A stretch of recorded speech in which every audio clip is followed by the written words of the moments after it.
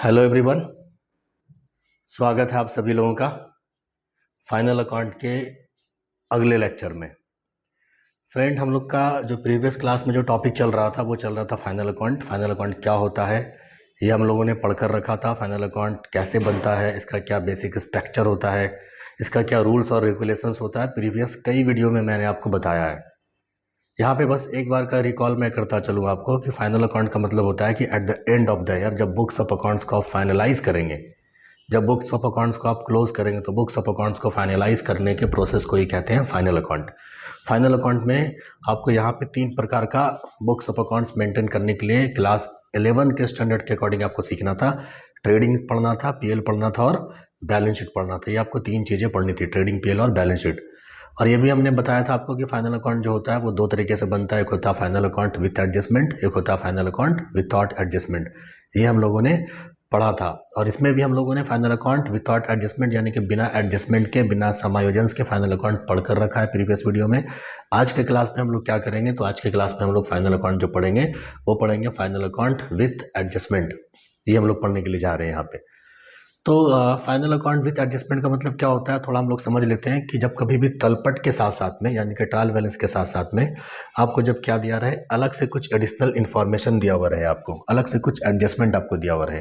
जैसा कि आप यहाँ पे देख पा रहे हो, यहाँ पे क्या लिखा हुआ है, यहाँ पे लिखा हुआ है एडजस्टमेंट।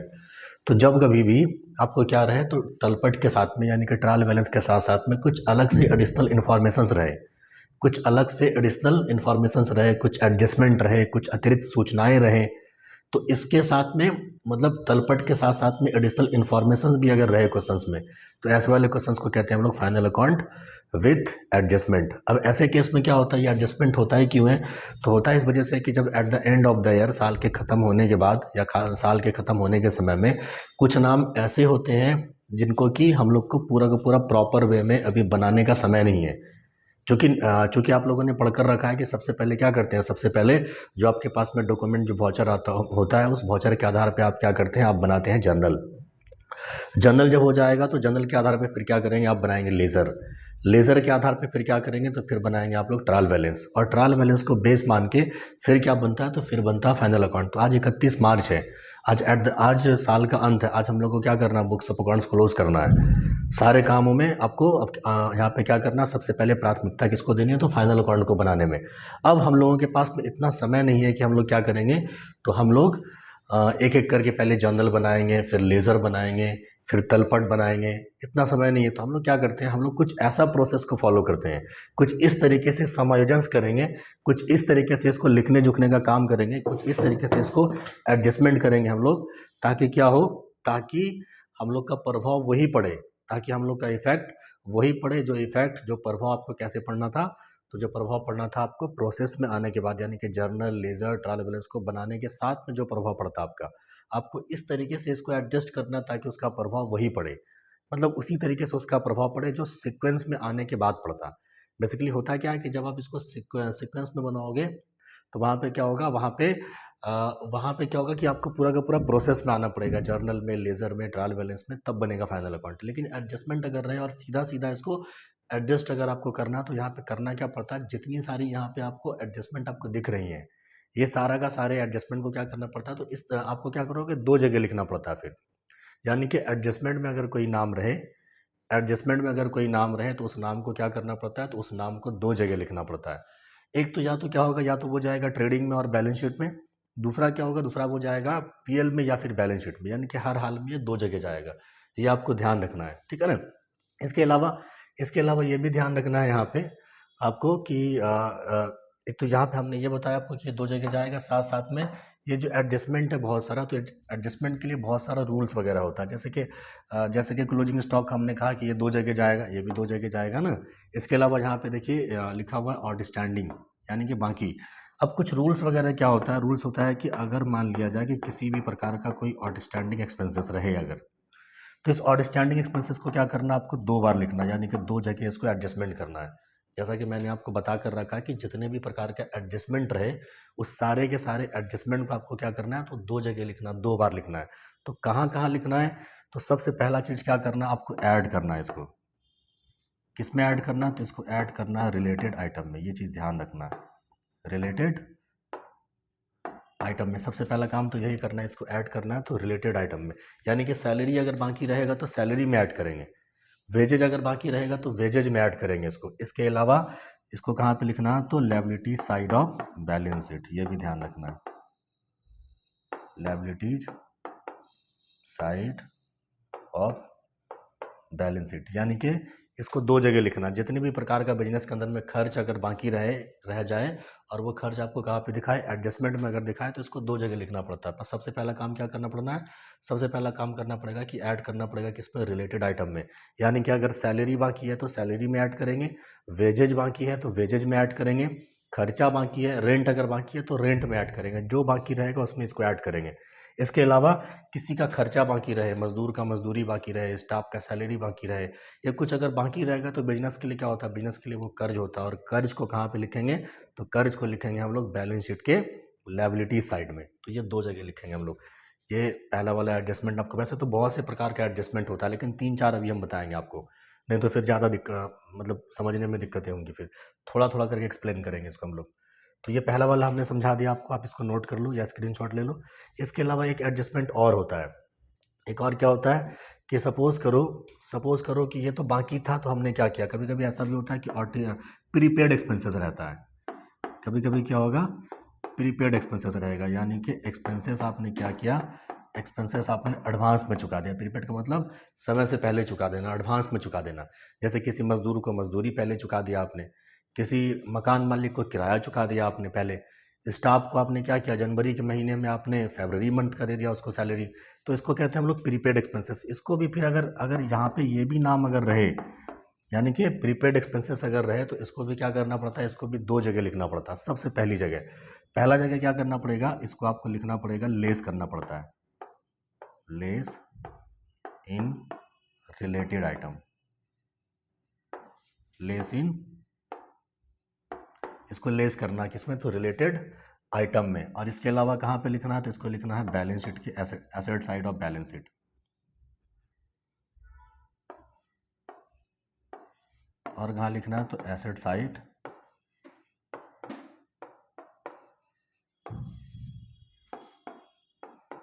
ये दो जगह लिखना है। जैसा कि अभी आप लोगों ने देखा कि जब खर्चा बाकी होगा तो हम लोग उसको क्या करते थे, बाकी वाले खर्चे को ऐड करते थे किसमें, तो रिलेटेड आइटम में। तो वैसे ही अगर एडवांस में अगर पे कर देंगे अगर हम लोग, तो क्या करेंगे, लेस करेंगे। बेसिकली होता क्या है कि फाइनल अकाउंट बनाने के समय में बस इस साल का खर्चा, इस वाले फाइनेंशियल ईयर का खर्चा आपको लिखना पड़ता है, या आमदनी लिखनी पड़ती है आपको। और आपने क्या किया, इस फाइनेंशियल ईयर में सपोज करो कि आने वाले समय का आपने कुछ खर्चा कर दिया, कुछ पेमेंट अगर भुगतान कर दिया, तो फिर उससे क्या होगा, अगर आप उसको एडजस्ट अगर नहीं करोगे तो फिर आपको सही सही प्रॉफिट पता नहीं चलेगा।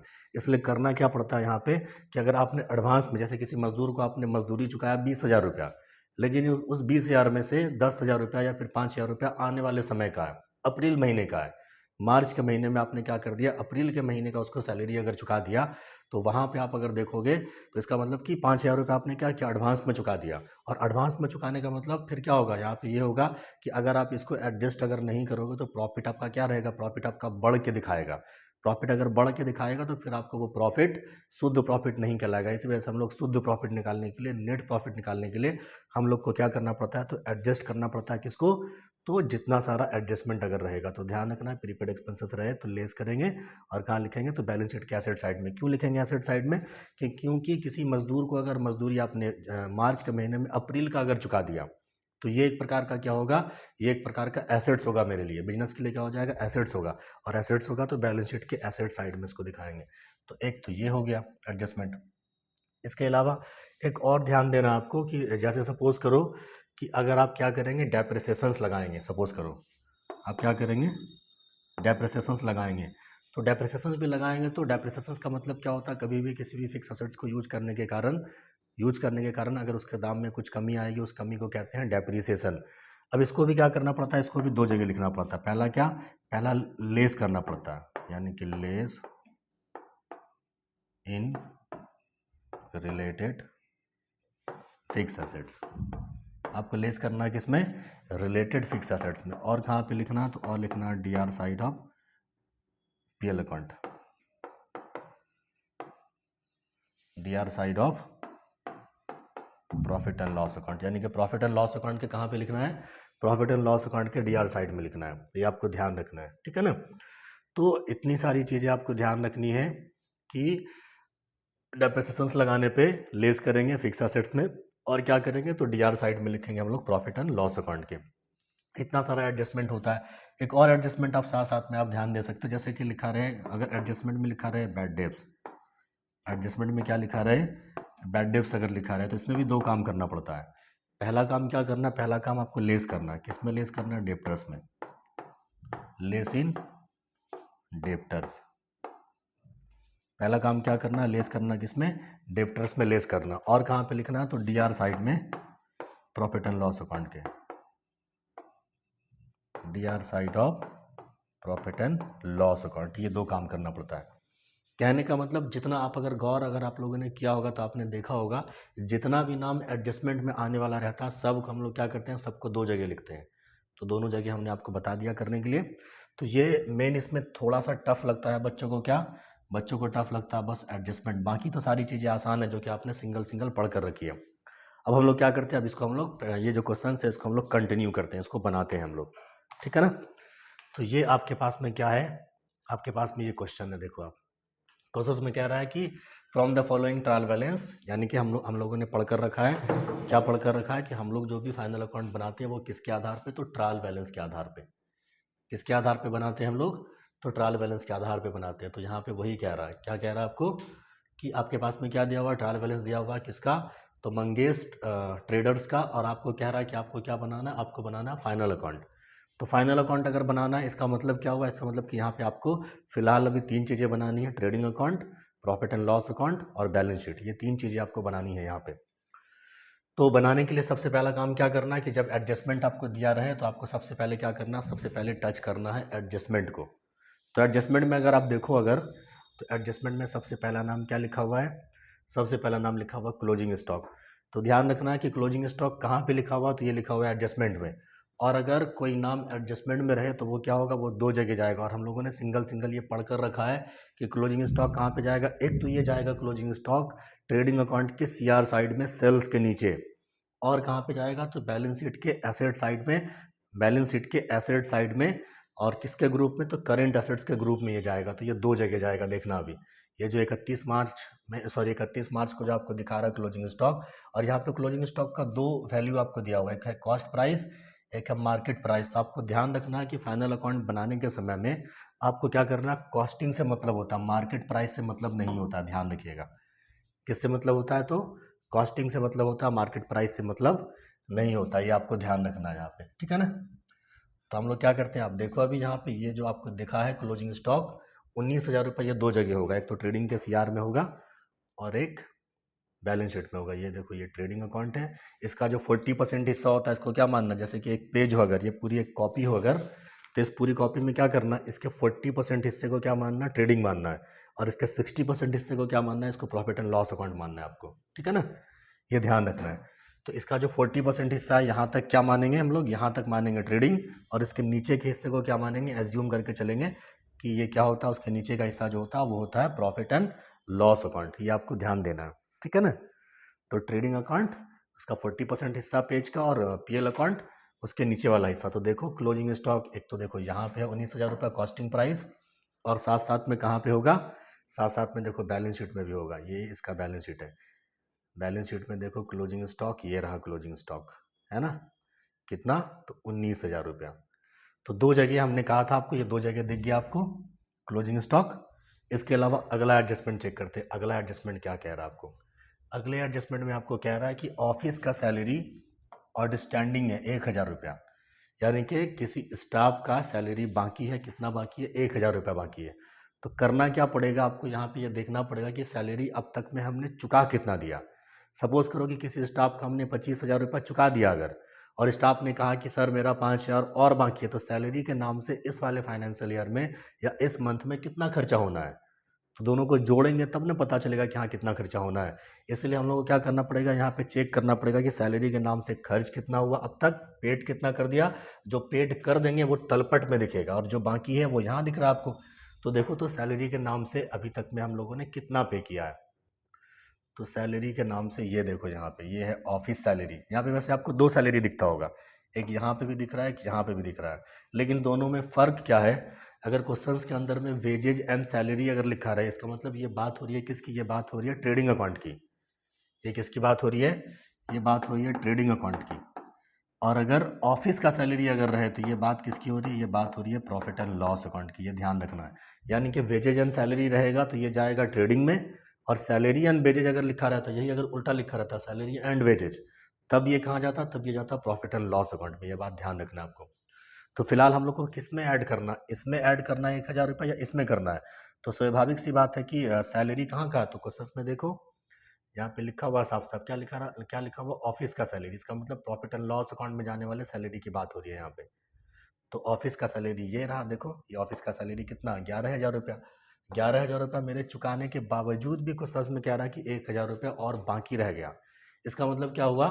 इसका मतलब ये हुआ कि 1,000 रुपया हम लोग क्या करेंगे? ऐड करेंगे, और ये ऑफिस का salary profit and loss account में, और ट्रेडिंग का सैलरी कहाँ पे जाएगा? तो ट्रेडिंग में जाएगा, जैसा कि हम लोगों ने पहले पढ़ कर रखा है।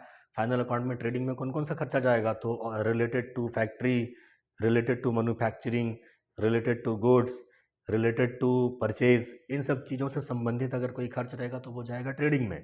पीएल में क्या जाएगा? तो ऑफिस से संबंधित, सेलिंग से संबंधित, डिस्ट्रीब्यूशन से संबंधित, रेवेन्यू नेचर का जो खर्च होगा, ये सारा का सारा खर्चा कहाँ पे जाता है? तो वो जाता है प्रॉफिट एंड लॉस अकाउंट में, ठीक है ना।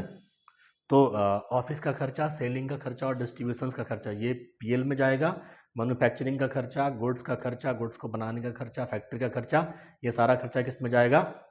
तो ये जाएगा ट्रेडिंग अकाउंट में। तो हम लोग को क्या करना होगा? ऑफिस के सैलरी में ऐड करना होगा। इसी वजह से ये पीएल में देखना, पीएल में लिखा होगा 11,000 रुपया, और 1,000 रुपया बाकी का ऐड हुआ होगा प्रॉफिट एंड लॉस अकाउंट में। हम दिखाते हैं आपको। ये देखो यहाँ तक क्या था? यहाँ तक तो था ट्रेडिंग, यहाँ तक तो क्या था? ट्रेडिंग था। अब देखो ये ऑफिस का सैलरी हमने कितना चुका दिया? 11,000 रुपया चुका दिया था।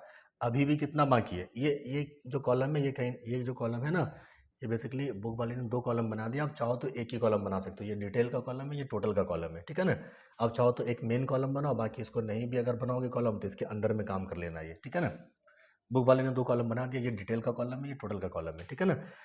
तो जो डिटेल करना इधर करना, टोटल इधर करना आपको, ठीक है ना। तो आपको यहाँ पे देखो ऑफिस के सैलरी के नाम से कुल मिला के अभी तक में हमने कितना पे कर दिया था? कुल मिला के हम लोगों ने पे कर दिया था 11,000 रुपया। 11,000 रुपया पे करने के बाद क्वेश्चन में कह रहा कि अभी भी 1,000 रुपया बाकी था। अभी आपने देखा यहाँ पे एडजस्टमेंट में क्या कह रहा था कि ऑफिस का सैलरी 1,000 रुपया क्या है?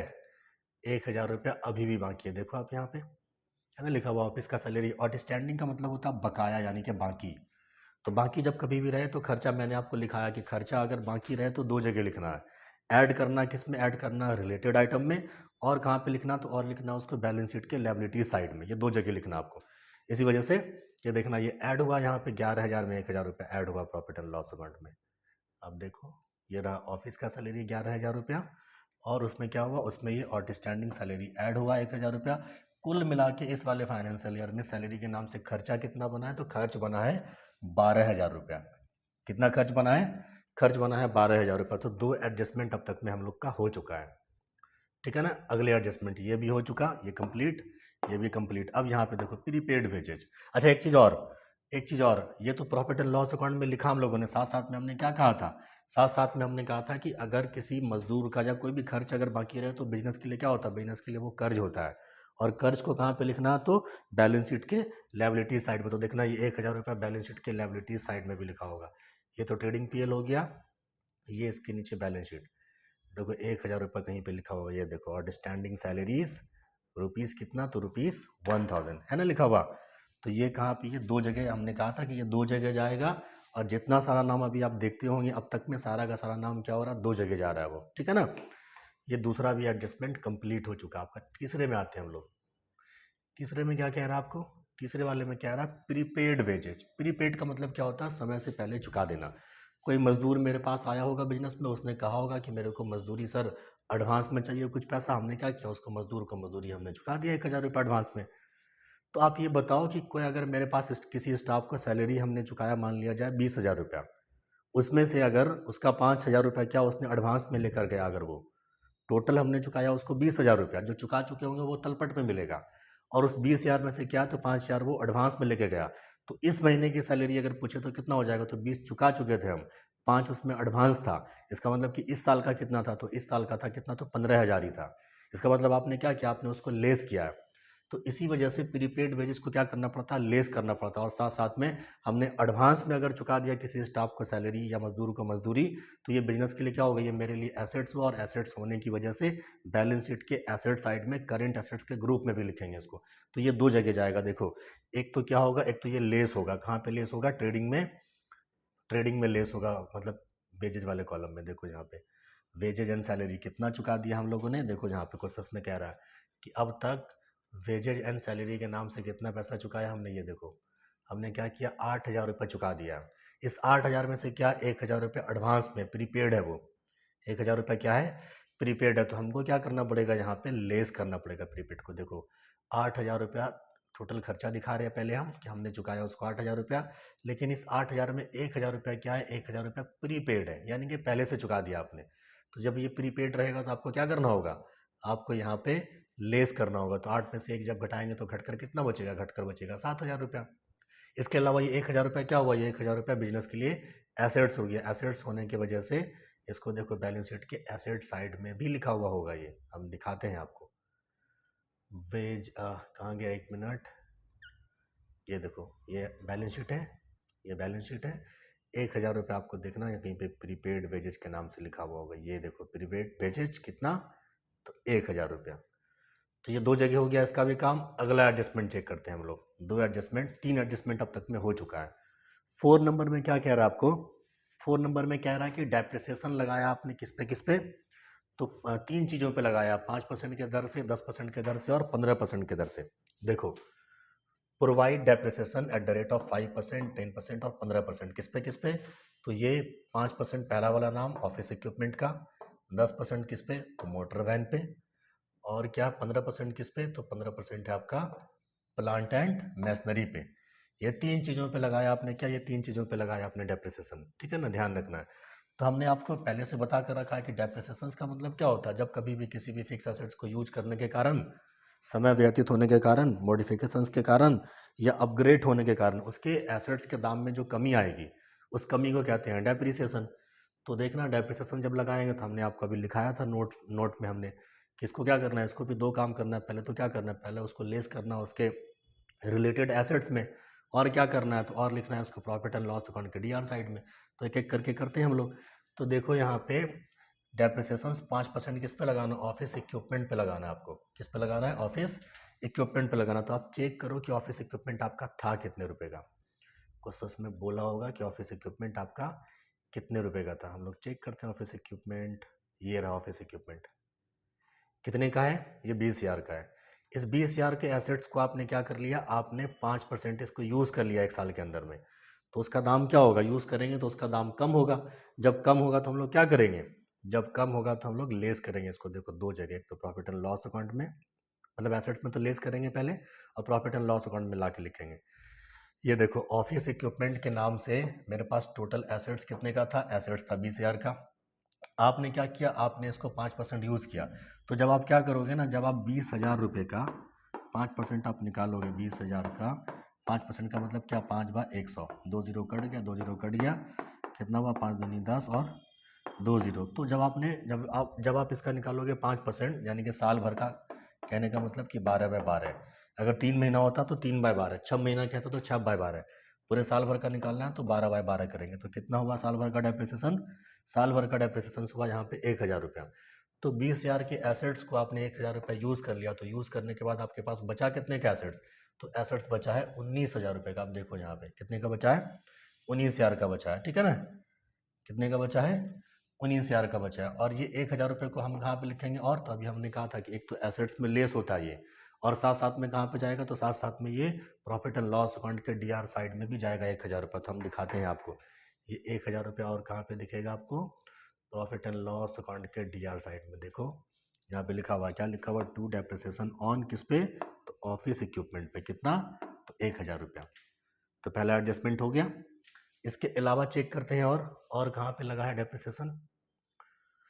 तो क्वेश्चंस में आपको देखो बोला होगा अगला, इसके अलावा आपको क्या करना, 10% लगाना है डेप्रिसिएशन। किस पे लगाना है, तो मोटर वैन पे लगाना है। किस पे लगाना है, मोटर वैन पे लगाना है। तो चेक करो कि मोटर वैन आपका था कितने रुपए का। तो मोटर वैन ये रहा मोटर वैन, ये था कितने का, 30,400 रुपये का था। 30,400 के एसेट्स को आपने क्या किया, आपने 10% के दर से यूज़ किया। तो सबसे पहले लेस करना होगा। तो देखो ये बैलेंस शीट में भी लिखा हुआ होगा 30,400, ये बैलेंस शीट में लिखा होगा कितना, 30,400 लिखा होगा। देखो मोटर वैन कितना, 30,400। यूज़ कितना किया आपने, यूज़ किया आपने 10%। तो निकालोगे 30,400 का 10%, तो ये कितना आएगा, 3,040 रुपये आएगा। तो 30,400 के एसेट्स को आपने क्या किया, 3,040 रुपये यूज़ कर लिया। तो यूज़ करने के बाद आपके पास कितने रुपए का बचा, ये एसेट्स बचा आपका 27,360 रुपये का बचा। तो एक तो यहाँ पे लिख दिया हमने कि अभी इतने रुपए का बचा है इस साल। और ये जो डेप्रिसिएशन आपने लगाया इसको कहाँ पे दिखाना है, इसको दिखाना है प्रॉफिट एंड लॉस अकाउंट में। तो आप देखना ये 3,040 रुपये आपको प्रॉफिट एंड लॉस अकाउंट में भी दिखाएगा। ये देखो डेप्रिसिएशन ऑन किस पे, तो मोटर वैन पे कितना, तो 3,040 रुपया, ये भी हो गया लिखा हुआ। उसके बाद फिर क्या कह रहा है, उसके बाद अगला एडजस्टमेंट आपको कह रहा है यहाँ पे, और किस पे लगाना है आपको डेप्रिसिएशन, तो और लगाना है आपको प्लांट एंड मैशनरी पे। और किस पे लगाना है आपको, प्लांट एंड मैशनरी पे लगाना। तो आप चेक करो कि प्लांट एंड मैशनरी आपका था कितने रुपए का। तो प्लांट एंड मैशनरी ये रहा, ये कितने रुपए का था, ये था आपका 25,000 का। कितने का था, ये था 25,000 का। तो इसमें हम लोग क्या करेंगे, इसमें हम लोग लेस करेंगे कितना परसेंट डेप्रिसिएशन। तो क्वेश्चन के अकॉर्डिंग क्या रहा है कि 15% डेप्रिसिएशन लगाना आपको। तो बैलेंस शीट में प्लांट एंड मैशनरी को चेक करते हैं हम लोग। तो ये रहा आपका प्लांट एंड मैशनरी, ये देखो कितने रुपए का था क्वेश्चन में, 25,000 का था। इस 25,000 के प्लांट एंड मैशनरी को आपको यूज़ करना है। कितना यूज़ किया आपने, कितना दाम कम हुआ, तो देखो क्वेश्चन में बोला था ना अभी आपको कि आपको 15% इसका दाम कम हुआ है ना। तो आपको यहाँ पे क्या करना, 15% लेस करना। बुक में थोड़ा सा मिस प्रिंटिंग है यहाँ पे 10 नहीं होगा, यहाँ पे कितना होगा, बुक के अकॉर्डिंग 15% होगा। तो 25,000 रुपये का आप 15% जब निकालोगे तो ये कितना निकलेगा, ये निकलेगा 37,50 रुपया। तो 25,000 के एसेट्स को आपने 15% यूज़ कर लिया, तो बचा कितने रुपए का, वो बचा 21,250 रुपये का एसेट्स बचा आपका। तो एक तो यहाँ लिखेंगे, और इसके अलावा ये जो 3750 रुपया ये कहाँ जाएगा, तो ये जाएगा प्रॉफिट एंड लॉस अकाउंट में। देखना आप 3750 रुपया प्रॉफिट एंड लॉस अकाउंट में भी लिखा हुआ होगा। ये देखो डेप्रिसिएशन ऑन किस पे, तो प्लांट एंड मैशनरी पे कितना, तो 3750 रुपया। तो ये एडजस्टमेंट का काम सारा का सारा खत्म हो चुका है। अब तो काम आसान हो गया, फिर चूंकि जो टफ होता है यही होता है। ये सारा का सारा एडजस्टमेंट हो चुका है। अब क्या करेंगे हम लोग, अब बनाएंगे क्वेश्चन एक तरफ से। क्वेश्चन में कुछ उतना जान है नहीं, आप लोगों ने पहले सिंगल सिंगल आप लोगों ने पढ़ कर रखा कि कौन सा नाम कहाँ पे जाएगा। आप खाली क्या करना, आप सबको पुट करना, जो नाम पहले हो चुका है उसको टच नहीं करना है, और जो नाम बचा हुआ उसको क्या करना, उसको आप पुट करना सबको एक एक करके। तो आओ हम लोग करते हैं इसको। सबसे पहला नाम क्या दिख रहा है, सबसे पहला नाम आपको दिख रहा है ओपनिंग स्टॉक। तो आप लोगों ने पढ़कर रखा है कि ओपनिंग स्टॉक को कहाँ पे लिखेंगे, तो ओपनिंग स्टॉक को हम लोग कहाँ लिखेंगे, तो हम लोग लिखेंगे ट्रेडिंग के डीआर में सबसे ऊपर में लिखना पड़ता है, वो ध्यान रखना है। तो ये देखना ओपनिंग स्टॉक ट्रेडिंग में सबसे ऊपर में लिखा होगा 32,750। ये देखना ट्रेडिंग, ये रहे ट्रेडिंग और पीएल, ठीक है ना। कितना, तो अमित वो रिमांड लेके आओ तो, एसी का रिमांड। तो ये कितना है, ये है आपका 32,750 रुपया, ठीक है ना। तो 32,750 रुपये ये रहा कितना, तो 32,750 रुपया। कहाँ पे लिखना है, तो ये लिखना आपको ओपनिंग स्टॉक में, मतलब ट्रेडिंग के डीआर में सबसे ऊपर में। अभी हमने कहा था आपको 32,750। उसके बाद अगला नाम कौन सा दिया हुआ, तो अगला नाम दिया हुआ आपको परचेज।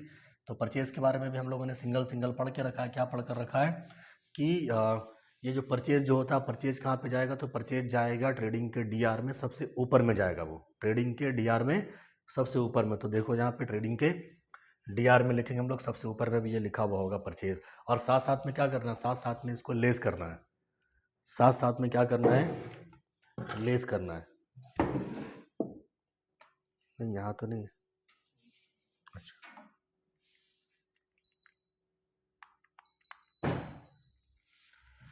तो हम ये कह रहे थे आपको कि परचेज में ध्यान रखना है आपको। क्या ध्यान रखना है कि परचेज कहाँ जाएगा, परचेज जाएगा ट्रेडिंग के डीआर में। परचेज कहाँ जाएगा, तो परचेज जाएगा ट्रेडिंग के डीआर में जाएगा वो। और साथ साथ में क्या होगा, परचेज में हम लोग परचेज रिटर्न को लेस करेंगे। ध्यान रखना आपको, परचेज में क्या होता है, परचेज में लेस होता है। क्या लेस होता है, परचेज रिटर्न, या इसी का दूसरा नाम क्या होता है, इसका दूसरा नाम होता है रिटर्न्स ऑड वार्ड भी कहते हैं इसको, ध्यान रखिएगा, नाम चेंज भी रहता है कभी कभी क्वेश्चंस में। परचेज रिटर्न या फिर रिटर्न्स ऑड वार्ड भी कहते हैं इसको, ठीक है ना। तो ये नाम देखना, ये कहाँ पे जाएगा, ये जाएगा ट्रेडिंग के कहाँ पे जाएगा, ये डीआर में जाएगा, ओपनिंग स्टॉक के जस्ट बाद में रहेगा। ये देखो हम दिखाते हैं आपको, ये देखो यहाँ पे ट्रेडिंग है, यहाँ तक ट्रेडिंग है और उसके नीचे पीएल है। तो देखो सबसे पहले ओपनिंग स्टॉक के बाद क्या लिखा हुआ है, टू परचेज, और इसमें परचेज रिटर्न लेस हुआ। चेक करो तो कि हमने सामान परचेज किया था कितने रुपए का, सामान हमने परचेज किया था कितने का, 55,000 रुपये का। लेकिन कोई सामान मेरा डिफेक्टिव निकल गया होगा, कोई सामान खराब निकल गया होगा, तो हमने क्या किया, हमने वो सामान वापस किया है अपने सप्लायर को, कितने रुपए का, तो 2630 रुपये का। तो जब कभी भी सामान वापस होगा तो क्या हो जाएगा, वो सामान लेस हो जाएगा। जब कभी भी सामान अगर वापस होगा तो वो सामान क्या हो जाएगा, सामान को लेस कर देंगे, यानी कि परचेज में लेस होगा, परचेज रिटर्न। तो आप चेक करो, ये 55,000 में 2630 रुपये लेस हुआ होगा। 55,000 में, ये देखो यहाँ पे 55,000, इस 55,000 में परचेज रिटर्न का अमाउंट लेस हुआ कितना, 2630, और घटकर कितना बचा, वो तो घटकर बचा है 52,370 रुपया बचा है, ठीक है ना। कितना बचा है, तो 52,370 रुपया बचा है। उसके बाद फिर अगला नाम चेक करो, फिर क्या लिखा हुआ है, परचेज के बाद अगला नाम लिखा हुआ सेल्स। तो हम लोगों ने पहले से पढ़ कर रखा है सेल्स कहाँ जाएगा, तो हम लोगों ने पढ़ कर रखा है कि सेल्स जाएगा ट्रेडिंग के सीआर में, सबसे ऊपर में। और साथ साथ में क्या होगा, साथ साथ में इसमें सेल्स रिटर्न लेस होता है, यानी कि सेल्स में क्या होगा, सेल्स में लेस हो जाएगा, क्या चीज़ लेस हो जाएगा, सेल्स रिटर्न, या फिर इसी का दूसरा नाम क्या होता है, दूसरा नाम होता है रिटर्न्स इनवार्ड भी कहते हैं इसको, ध्यान रखना है, या तो सेल्स रिटर्न या तो रिटर्न्स इनवार्ड भी कहते हैं इसको। तो सेल्स में ये लेस हो जाएगा। तो सेल्स कितने रुपए का है, तो सेल्स आपका 89,500 रुपये का, यानी कि 89,500 रुपये का आपका सेल्स है। सेल्स रिटर्न कितना हुआ, तो सेल्स रिटर्न हुआ आपका 4480 रुपया। तो 89,500 में से 4480 रुपया आपका लेस हो जाएगा। देखो यहाँ पे लिखा हुआ होगा 89,500 में सेल्स रिटर्न लेस हुआ है, देखो 89,500 रुपये में, यानी कि सेल्स में से लेस क्या हुआ, लेस हुआ सेल्स रिटर्न कितना, तो 4480 रुपया। तो घटकर कितना बचा, तो घटकर बचा 85,020 रुपया बचा आपको, ठीक है ना। घटकर कितना बचा है, तो 85,020 रुपया बचा है। तो ये भी हो चुका। उसके बाद क्या लिखा हुआ, फिर आगे चेक करते हैं हम लोग। ओपनिंग स्टॉक हो चुका है, परचेज हो चुका है, सेल्स हो चुका है, परचेज रिटर्न हो चुका है, सेल्स रिटर्न हो चुका है। अब बचा रॉयल्टी। रॉयल्टी भी क्या होता है, तो रॉयल्टी भी डायरेक्ट नेचर का खर्चा होता है। ध्यान रखना कि डायरेक्ट नेचर का जो खर्चा होता है वो जाता है ट्रेडिंग में, और इनडायरेक्ट नेचर का जो भी खर्चा होता है वो जाता है किसमें, तो प्रॉफिट एंड लॉस अकाउंट में। प्रत्यक्ष नेचर का जो खर्च होगा वो जाएगा किसमें, तो वो जाएगा ट्रेडिंग अकाउंट में, और अप्रत्यक्ष नेचर का जो खर्च होगा वो कहाँ पे जाएगा, तो वो जाएगा प्रॉफिट एंड लॉस अकाउंट में। तो ये कहाँ पे जाता है, तो ये जाता है ट्रेडिंग में। तो देखो रॉयल्टी के नाम से कितना है, रॉयल्टी के नाम से है 4,000 रुपये, ये आपको ट्रेडिंग में दिखेगा 4,000 रुपये। देखो यहाँ होगा, रॉयल्टी कहाँ है, चेक करो, दिखा क्या, ये रहा रॉयल्टी, कितना, तो 4,000 रुपया। तो ये भी हो गया रॉयल्टी। उसके बाद फिर क्या है, रॉयल्टी के बाद अगला नाम कौन सा दिया हुआ है, अगला नाम दिया हुआ वेजेज एंड सैलरी। तो ये तो हो चुका था, वेजेज एंड सैलरी तो एडजस्टमेंट में ही इसका नाम आया था ना, तो ये हो चुका था, ये हम दिखा भी देते आपको। वेजेज एंड सैलरी ये हम लोगों ने उस समय जो बनाया था कि 8,000 रुपये चुका दिया था हमने, 1,000 रुपये मेरा एडवांस था, है ना। तो 8,000 में से 1,000 रुपये लेस करने के बाद कितना बचा था, तो 7,000 रुपये बचा था। प्लस इस 1,000 को हम लोगों ने कहाँ पे लिखा था, तो हम लोगों ने यहाँ के अलावा साथ साथ में लिखा था बैलेंस शीट के एसेट साइड में, करेंट एसेट्स के ग्रुप में। तो ये भी हो चुका था, ध्यान रखिएगा, ठीक है ना, ये हो चुका है। उसके बाद चेक करो और क्या लिखा हुआ है, ये वेजेज एंड सैलरी हो चुका, ऑफिस का सैलरीज भी हो चुका है ना। ये बिल्स रिसीवेबल, ध्यान रखना कि बिल्स रिसीवेबल क्या होता है, बिल्स रिसीवेबल जो होता है ये बिजनेस के लिए क्या होता है, बिजनेस के लिए करंट एसेट्स होता है। क्या होता है, करंट एसेट्स होता है क्या है कि जब कभी भी किसी भी कस्टमर को आप सामान उधार में बेचोगे और बदले में क्या हो, मतलब बदले में क्या करोगे, बदले में पैसा भी प्राप्त नहीं करोगे, बदले में बिल प्राप्त करोगे, तो वो क्या होता है, वो होता है बिल्स रिसीवेबल, यानी कि वो प्रॉमिस करता है एक पेपर में कि हम आपको पैसा कितने तारीख को चुकाएंगे। वो एक प्रकार से एसेट्स होता है, ठीक है ना। कैसे प्रकार के एसेट्स, तो करंट एसेट। तो ये आपको कहाँ पे दिखेगा, करंट एसेट्स होने की वजह से बैलेंस शीट के एसेट साइड में करंट एसेट्स के ग्रुप में होता है वो। तो देखना ये बिल्स रिसीवेबल 19,250 कहाँ पे दिखेगा आपको, ये दिखेगा सिर्फ बैलेंस शीट के एसेट साइड में। ये देखो ये रहा बैलेंस शीट, और ये बिल्स रिसीवेबल कहीं पे दिखा होगा आपको, देखो बिल्स रिसीवेबल कितना, तो 19,250 रुपये, ये एसेट साइड में, ठीक है ना। ये भी हो चुका। आगे चेक करते हैं फिर, फिर क्या है, बिल्स रिसीवेबल हो चुका। उसके बाद क्या लिखा हुआ, बिल्स पेबल। अब बिल्स पेबल इसका जस्ट उल्टा होता है।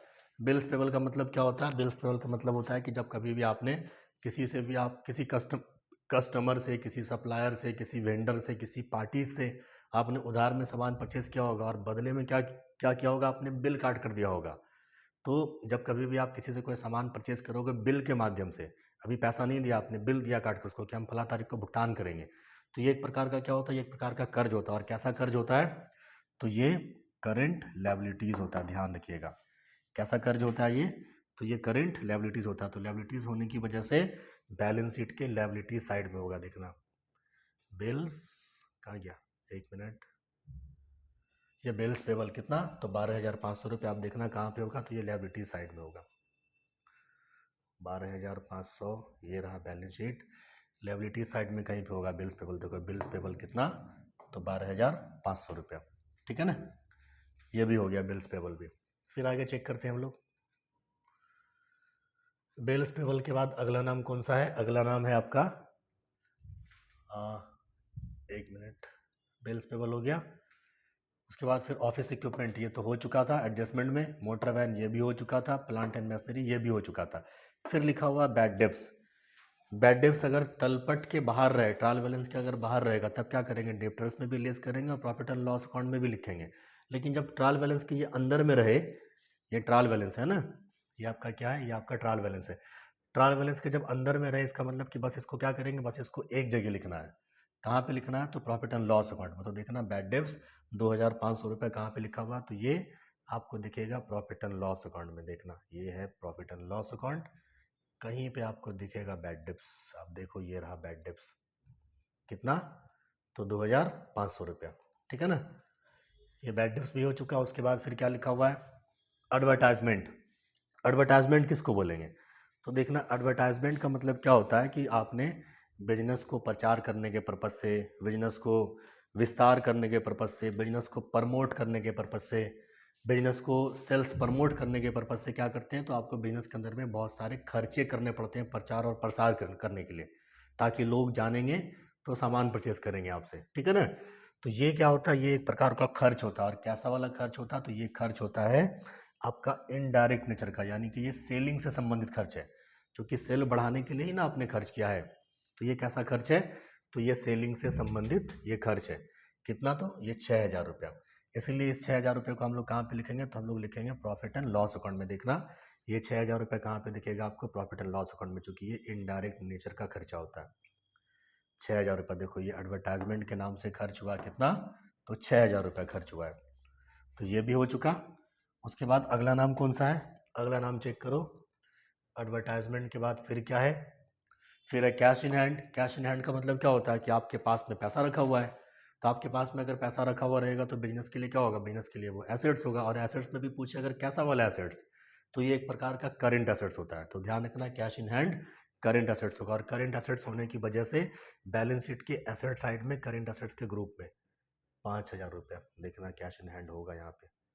ये है बैलेंस शीट और कहीं पे कैश इन हैंड होगा। देखो ये क्या है, ये कैश इन हैंड है। यहाँ पे करंट एसेट्स का पूरा ग्रुप नीचे लिखा हुआ है ना। तो कैश इन हैंड कितना, तो 5,000 रुपया, ये भी हो गया।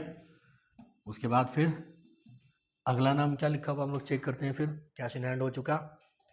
कैश इन हैंड के बाद फिर अगला नाम आपके सामने में लिखा हुआ है सन्डी डेप्टर्स। सन्डी डेप्टर्स का मतलब क्या होता है कि जब कभी भी किसी भी कस्टमर को आप उधार में सामान बेचोगे, कस्टमर को जब कभी भी किसी को आप उधार में सामान बेचोगे, तो आपने जिसको सामान उधार में बेचा वो क्या होता है, वो होता है सन्ड्री डेप्टर्स। और ये क्या होता है, ये एक प्रकार का करेंट एसेट्स होता है। ये क्या होता है, ये एक प्रकार का करेंट एसेट्स होता है। तो करेंट एसेट्स होने की वजह से ये कहाँ पे दिखेगा आपको, तो ये दिखेगा आपको बैलेंस शीट के एसेट साइड में, करेंट एसेट्स के ग्रुप में। तो देखना सन्ड्री डेप्टर्स कितना है, तो ये है आपका 31,250 रुपया। ये करेंट एसेट्स में दिखेगा आपको 31,250 बैलेंस शीट में। ये रहा बैलेंस शीट। और देखना यहाँ पे डेप्टर्स है ना, डेप्टर्स कितना, तो 31,250 रुपया।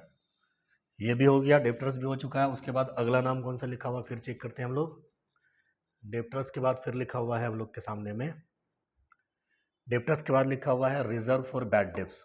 अब यहाँ पे एक चीज़ समझ के रखेंगे आप, बैड डेप्स वर्ड अगर लिखा हुआ रहे तब वो कहाँ जाएगा, तब वो जाएगा प्रॉफिट एंड लॉस अकाउंट में कि डीआर साइड में। और लिखा रहे क्या, बैड डेप्स के पहले क्या लिखा हुआ रहे, रिजर्व फॉर बैड डेप्स। सिर्फ बैड डेप्स रहेगा तो प्रॉफिट एंड लॉस अकाउंट के डीआर साइड में जाएगा, और रिजर्व फॉर बैड डेप्स अगर रहेगा तो कहाँ पे जाएगा, वो प्रॉफिट एंड लॉस अकाउंट के सीआर साइड में जाएगा। वो तो देखना, ये रिजर्व फॉर बैड डेप्स, ये रिजर्व फॉर बैड डेप्स कितना, तो ये 1,000 रुपये आपको कहाँ पे दिखेगा, तो ये दिखेगा आपको प्रॉफिट एंड लॉस अकाउंट के सीआर साइड में। हम दिखाते हैं आपको रिजर्व फॉर बैड डेप्स, ये देखो रिजर्व फॉर बैड डेप्स कितना, तो ये 1,000 रुपये कहाँ पे दिखा आपको, तो ये दिखा प्रॉफिट एंड लॉस अकाउंट के सीआर साइड में। ये देखो प्रॉफिट एंड लॉस अकाउंट है आपका, है ना, ट्रेडिंग एंड पीएलवी यानी कि प्रॉफिट एंड लॉस अकाउंट है, उसके सीआर साइड में आपने दिखाया था रिजर्व फॉर बैड डेप्स। फिर क्या लिखा हुआ है, अगला नाम चेक करो, ज़्यादा नाम नहीं बचा बस, रिजर्व फॉर बैड डेप्स। फिर लिखा हुआ संडी क्रेडिटर्स। संडी क्रेडिटर्स क्या होता है, तो संडी क्रेडिटर्स का मतलब होता है कि जब कभी भी आपने किसी कस्टमर से, सॉरी किसी पार्टी से, किसी सप्लायर से, किसी वेंडर से, किसी क्रेडिटर से क्या किया आपने, कोई सामान अगर उधार में परचेज करेंगे उसको कहते हैं संडी क्रेडिटर्स। और ये क्या होता है, तो ये एक प्रकार का कर्ज होता है। और कैसा कर्ज होता है, तो ये शॉर्ट टर्म कर्ज होता है। शॉर्ट टर्म कर्ज कहने का मतलब कि ये करेंट लायबिलिटीज़ होता है ये। इसी वजह से इसको कहाँ पे लिखेंगे हम लोग, तो इसको लिखेंगे हम लोग बैलेंस शीट के लायबिलिटीज साइड में। कितना, तो 24,000 रुपये। देखना ये बैलेंस शीट में होगा लिखा हुआ 24,000 रुपया। ये देखो ये बैलेंस शीट है, क्रेडिटर्स चेक करो, ये देखो संडी क्रेडिटर्स कितना, तो 24,000 रुपया बैलेंस शीट के लायबिलिटी साइड में। ठीक है ना, ये भी हो चुका। और क्या बचा, लास्ट आपका बचा कैपिटल। लास्ट क्या बचा, लास्ट बचा कैपिटल। कैपिटल क्या होता है, तो ऑनर जब कभी भी बिजनेस के अंदर में कुछ भी इंट्रोड्यूस करेगा, ऑनर के द्वारा बिजनेस के अंदर में पैसा, संपत्ति, प्रॉपर्टी, जायदाद, एसेट्स कुछ भी इंट्रोड्यूस किए जाने को कहते हैं हम लोग कैपिटल इन्वेस्ट करना, है ना, पूंजी लगाना। तो ऑनर ने क्या किया, ऑनर ने पूंजी लगाया कितना, तो 1,25,000 रुपया। और कैपिटल बिजनेस के लिए क्या होता है, कैपिटल बिजनेस के लिए एक प्रकार का कर्ज होता है, ये बात ध्यान रखना आपको। कर्ज होने की वजह से कहाँ पे लिखेंगे, तो इसको लिखेंगे हम लोग बैलेंस शीट के लायबिलिटी साइड में। देखना कैपिटल बैलेंस शीट में लिखा होगा 1,25,000 रुपया, ये है बैलेंस शीट। देखना ये कैपिटल कितना, 1,25,000 रुपये। इसको अभी क्या करना है, इसको लिखना डिटेल वाले कॉलम में। क्योंकि होता है क्या है कि अगर आपको प्रॉफिट अगर होगा, प्रॉफिट एंड लॉस अकाउंट को बनाने से अगर प्रॉफिट होगा तो प्रॉफिट पूंजी में ऐड होता है, क्योंकि प्रॉफिट मिलने से ऑनर की पूंजी बढ़ती है। और अगर लॉस होगा तो उससे क्या होगा, उससे ऑनर की पूंजी घटती है। तो कैपिटल को लिखना इनर वाले कॉलम में, ताकि क्या करेंगे, ताकि प्रॉफिट होगा तो इसमें ऐड करेंगे, लॉस होगा तो क्या करेंगे, लेस करेंगे। ये बाद में पता चलेगा जब आप लोग प्रॉफिट एंड लॉस अकाउंट अभी बना के टोटल करके जब निकालोगे प्रॉफिट या लॉस।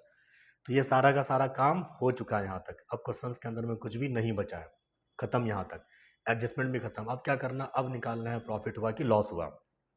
अब यहाँ पे क्या करना पड़ता है, यहाँ पे आपको चेक करना पड़ता है। चेक क्या करना पड़ता है कि डीआर साइड का बड़ा हो रहा है कि डी सीआर साइड का बड़ा हो रहा है। अगर क्या हो जाए, अगर सीआर साइड का बड़ा हो जाए, ध्यान रखना ट्रेडिंग में, ट्रेडिंग अकाउंट को बैलेंसिंग करने के समय में अगर क्या हो जाए, अगर डीआर साइड का बड़ा हो जाए और सीआर साइड का छोटा हो जाए, इसको कहते हैं ग्रॉस लॉस। और अगर सीआर साइड का बड़ा हो जाए और डीआर साइड का छोटा हो जाए, इसको कहते हैं ग्रॉस प्रॉफिट। ठीक है ना, तो देखते हैं हम लोग क्या हो रहा है यहाँ पे।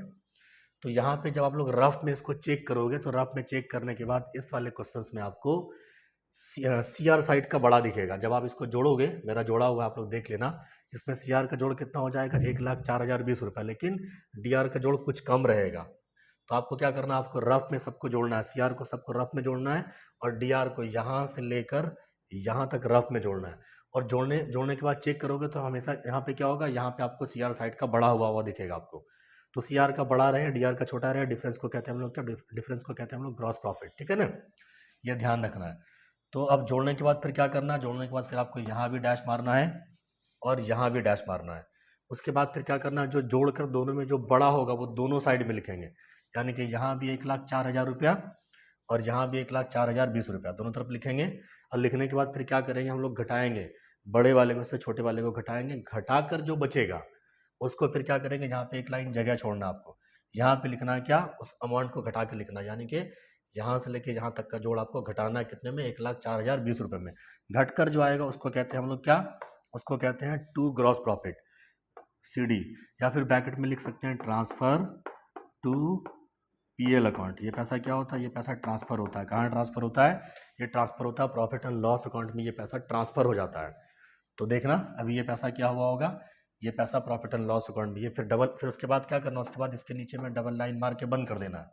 यहाँ पे भी क्या करना है, डबल लाइन मार के बंद कर देना। उसके बाद फिर नीचे आना है थोड़ा और, फिर देखना ये जो ग्रॉस प्रॉफिट हुआ होगा ना, ये ट्रांसफर होता है कहाँ? ट्रांसफर होता है प्रॉफिट एंड लॉस अकाउंट के सीआर साइड में। चूंकि अब कौन से पोर्शंस में आ चुके हैं हम लोग, ट्रेडिंग का काम हो चुका, अब आ चुके हैं प्रॉफिट एंड लॉस अकाउंट में।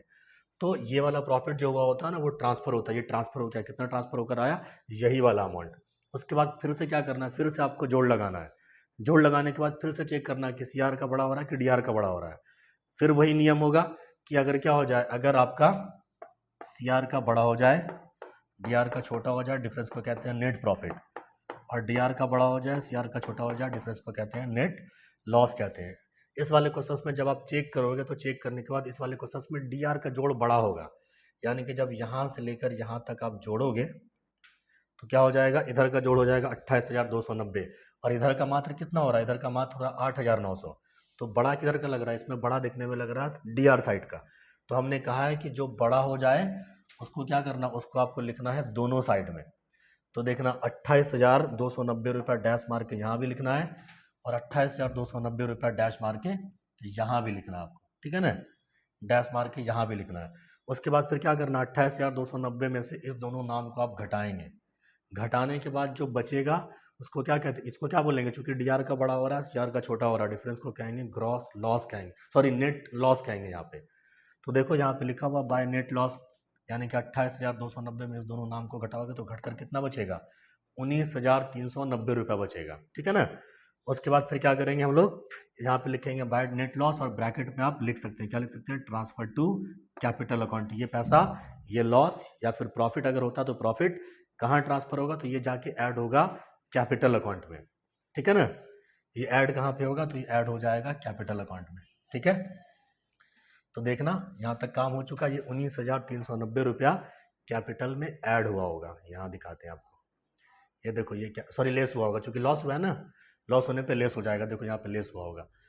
पूंजी कितनी है, पहले से थी लिखी हुई 1,25,000 रुपये, अभी आपको लॉस हो गया कितने का, तो 19,390 रुपये का। घटाकर कितना बचा, तो 1,05,660 रुपये बचा घटाकर, ठीक है ना। इसी वजह से इसको हम लोगों ने उस समय क्या किया था, उस समय हम लोगों ने इनर कॉलम में लिखा था, डिटेल वाले कॉलम में लिखा था। क्यों लिखा था डिटेल वाले कॉलम में, क्योंकि यहाँ पे हम लोगों को अभी ऐड करना था। क्या ऐड करना था, अगर प्रॉफिट होता तो ऐड करते, और लॉस होने पे क्या होता है, लेस करना होता है। ये कर लेने के बाद फिर क्या करना है आपको, इसमें एक मैजिक होता है। क्या मैजिक होता है आपको, मैजिक क्या होता है इसमें, आपको ये ध्यान रखना कि अपने आप क्या होता है, बैलेंस शीट बराबर होना चाहिए।